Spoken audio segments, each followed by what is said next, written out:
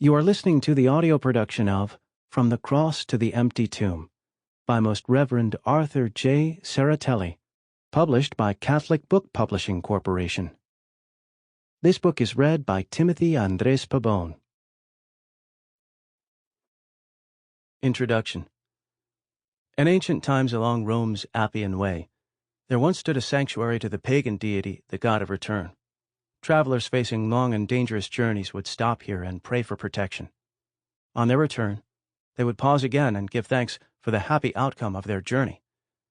On that very spot, pilgrims still stop, not to visit at a pagan shrine, but to pray in the small church of St. Mary in Palmas, commonly called the Church of the Quo Vadis. Quo Vadis is Latin for, "Where are you going?" According to tradition, when persecution broke out against the Christians in Rome under Nero, Peter decided to leave the city. He was fleeing for his life. Then, on this spot, he met Jesus headed in the opposite direction, back into the city.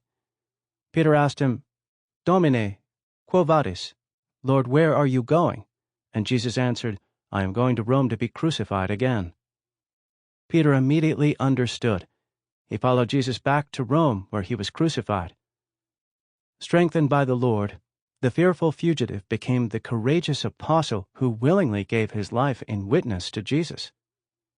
The life of every Christian is a continual sharing in the cross. Not just in the first century of ancient Rome, but in every age, there is the temptation to run, like Peter, from the hostility and persecution that we face in living as a true follower of Jesus. The world does not value all that Jesus taught. It tries to get us not to live as Jesus teaches. So often it tempts us to say, "Not thy will be done, but my will be done." Each day we need to die to self so as to follow Jesus.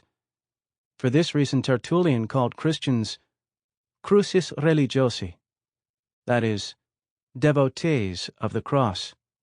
Apology, chapter 16. Jesus' death on the cross had been no common death. Our guilt condemned the innocent one. Our shameless deeds fashioned the ignominy of the cross. Our sinful pleasure pierced him through with unutterable pain. Knowing what was before him, Jesus once said, "No one takes my life from me, but I lay it down on my own." John chapter 10, verse 18. Jesus had gone to the cross because this was God's will to accomplish our redemption. As Pope St. John Paul II wrote in his first encyclical, Redemptor Hominis, the God of creation is revealed as the God of redemption, as the God who is faithful to himself and faithful to his love for man and the world, which he revealed on the day of creation. Number 9. God is love and remains true to his will to save us even in the face of our human sinfulness. As Christians, we make our life journey in union with Christ crucified. The Via Crucis is the school of Christian life. As Peter once asked Jesus, the world questions each of us today, "Quo vadis?" Where are you going? It will help each of us respond to this question by accompanying Jesus on the way to the cross. I offer the following brief meditations on individuals who were with Jesus in the last hours of his own life on earth. 1. Peter, the gift of forgiveness. In Shakespeare's Romeo and Juliet, a family feud prevents Juliet from marrying Romeo. Juliet laments that it is simply Romeo's name that keeps him from her. She complains, "What's in a name? That which we call a rose by any other name would smell as sweet." Yet names do have meaning.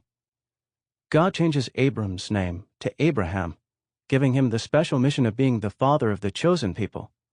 See Genesis chapter 17, verse 5. God changes Jacob's name to Israel, the one who prevails with God. He is promising that the chosen people who issue from the loins of this patriarch would bear the blessing of salvation through much suffering.